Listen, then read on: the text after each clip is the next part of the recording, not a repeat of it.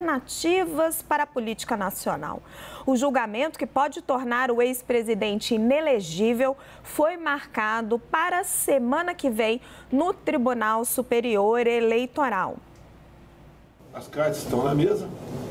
Não adianta nós termos uma excelente bancada pelo Brasil se a política aqui nacional se enveredar por um outro lado.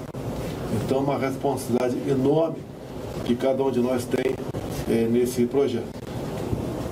Valdemar, a gente sabe como é que é a política brasileira e já sabemos também como é a justiça aqui no Brasil.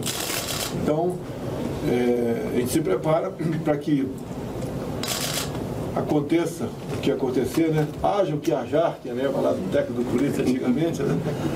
A gente se prepara com muita altivez aí buscar alternativas. Tainá, sinto ele preparando um discurso político, né? Já sabemos como é a justiça brasileira, já sabemos como é a política brasileira, a vítima do judiciário. Já sabemos como será o discurso do ex-presidente Jair Bolsonaro caso se concretize a possibilidade da inelegibilidade dele pelo Tribunal Superior Eleitoral, Raquel. Deverá ser essa a toada de vitimizar sua condição, de dizer que não fez nada fora das quatro linhas, como costumava repetir, de dizer que há uma perseguição do judiciário contra ele. Enfim, a gente deve ouvir essa narrativa, como o Bolsonaro mesmo gosta de pontuar, por muito tempo, né? A ideia é essa, é uma estratégia. Bolsonaro já está precificando a sua inelegibilidade já há algum tempo, Raquel. A gente, no começo do ano, conversava com pessoas muito próximas de Bolsonaro aqui em Brasília que já diziam que ele já estava ciente dessa possibilidade e levando em consideração buscar uma alternativa para 2026. Alternativa essa que, neste momento, parece ser do governador de São Paulo, Tarcísio de Freitas, a quem Bolsonaro recentemente fez um vídeo, para quem fez um vídeo, a quem dedicou quase que uma bênção, né, durante o dia lá da Marcha para Jesus, com a participação do Tarcísio. Então, essa deve ser a toada de Bolsonaro sobre o julgamento. São 3 dias que estão previstos, Raquel, a partir do dia 22 e, segundo ali fontes do Tribunal Superior Eleitoral, quando a gente consulta pessoas que estão envolvidas nesse processo, o indicativo é de que haverá maioria para fazer de Bolsonaro, tornar Bolsonaro inelegível, né? Se a gente ainda não ouve nada de diferente nesse sentido, é claro, o relator fez a designação do seu relatório com mais de 400 páginas, é comum, praxe no Tribunal Superior Eleitoral que isso aconteça, já indicou aos ministros ali o caminho do que deve vir no seu voto, então os ministros estão debruçados sobre isso. A maioria acredita que haverá esse caminho da inelegibilidade, que há força suficiente, a evidência suficiente, no caso da reunião com os embaixadores, para que isso aconteça. Dúvida apenas, Raquel, lembrando, a gente trouxe aqui também no bastidor do Arena CNN, em relação ao posicionamento de Nunes Marques. A política brasileira, ela sempre espanta pela coincidência de datas, né? A gente vai ter num dia a sabatina do Cristiano Zanin, no dia seguinte a inelegibilidade, o julgamento, pelo menos o começo da inelegibilidade de Jair Bolsonaro. Agora, Yuri, sabe o que me intriga? A postura de Valdemar da Costa Neto. A gente sabe que ele já conta com o Bolsonaro como cabo eleitoral, ele está ali fazendo contas sobre quem vai substituí-lo, se consegue ou não consegue atrair Tarcísio de Freitas, mas vira e mexe, faz tweet, faz vídeo, e o Bolsonaro está sendo injustiçado. Qual que é a estratégia? A estratégia é que ele seja um cabo eleitoral bem tratado para que atue de fato como cabo eleitoral, porque a gente sabe também, como ex-presidente da República e pela própria personalidade, se não quiser fazer algo que o seu entorno, o seu grupo político queira, Jair Bolsonaro simplesmente não faz.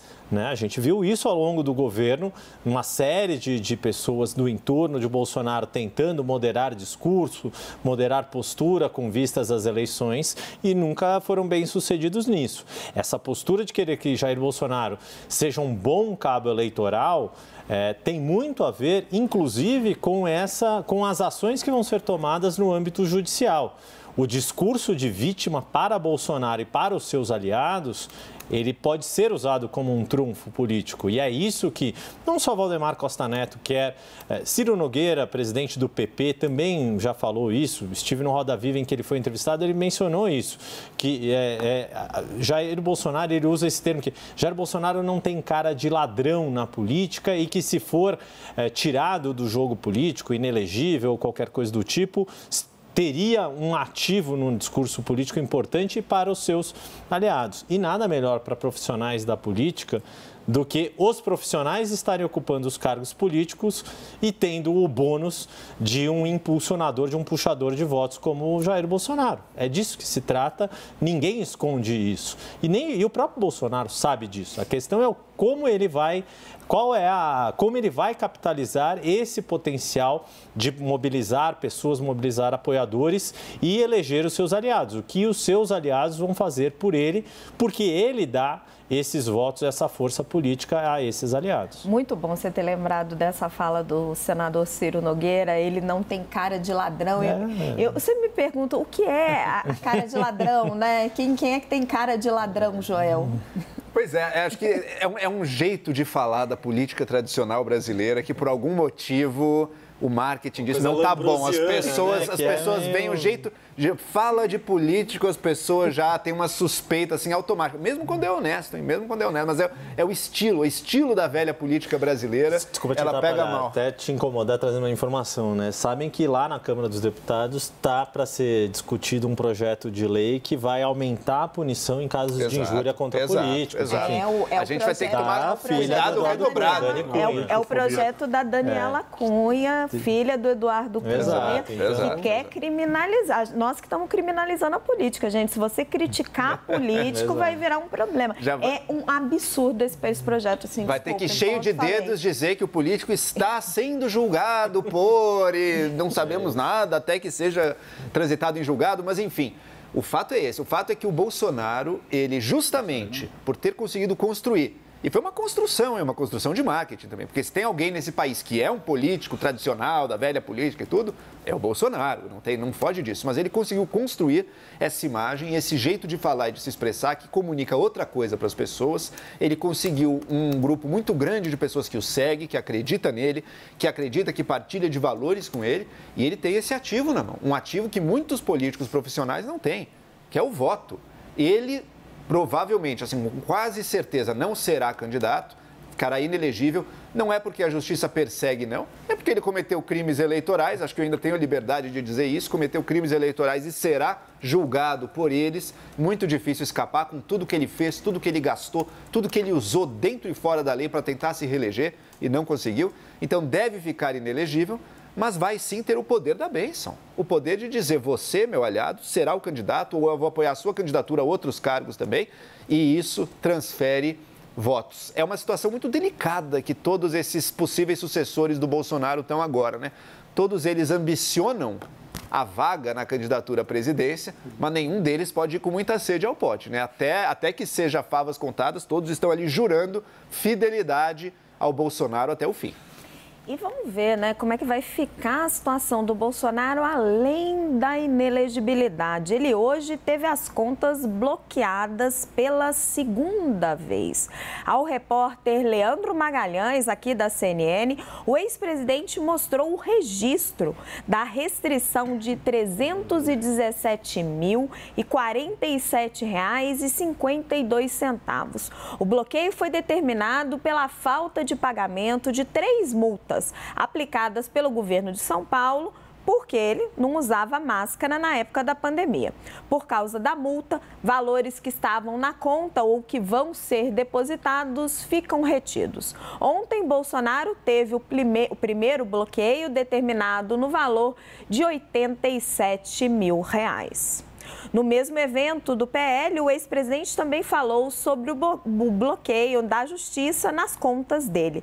Bolsonaro ironizou a situação e disse que quando acabar o dinheiro, vai pedir que o presidente do partido, Valdemar Costa Neto, pague por fora. Acompanhe. A notícia da imprensa ontem bloqueando minhas contas, né? Fique tranquilo aí que, por enquanto, eu tenho fundo. Daqui a pouco não vou ter mais, daí vou ver se o Valdemar me paga por fora aqui para ter meu salário retido aí. Não tenho mais esperar por causa disso, porque sabemos quem está do lado certo e quem quer o futuro do seu país. Pagar por fora, quanto que ele está devendo, Yuri? Ele está devendo 1 milhão para os cofres paulistas, Raquel. Fiz uma consulta aqui para... Só de multa de máscara? Só de multa de máscara. 1 milhão de reais? 1 milhão de reais aqui. Para ser preciso, R$1.062.416,65. Dados que estão aqui no site, que qualquer pessoa pode consultar, a gente está vendo aí na tela, da dívida ativa aqui da Procuradoria-Geral do Estado de São Paulo. Multa salgada, né, Yuri? Pois é, então, porque o que acontece? Tem duas multas que a gente vê. Máscara, Exato, tem vários valores. Ou poderia ter feito o que o hoje governador do Estado, Tarcísio Gomes de Freitas, disse que fez. Foi multado, porque também apareceu em alguns desses eventos com Bolsonaro sem máscara, foi multado, concordou com a multa, pagou e está tudo certo. Porque a gente vê, por exemplo, na segunda e na última linha, antes do valor total, são multas que, mesmo com o juro, né, e a multa por não pagamento do principal da multa, estão em torno ali de R$770, R$780. Mas...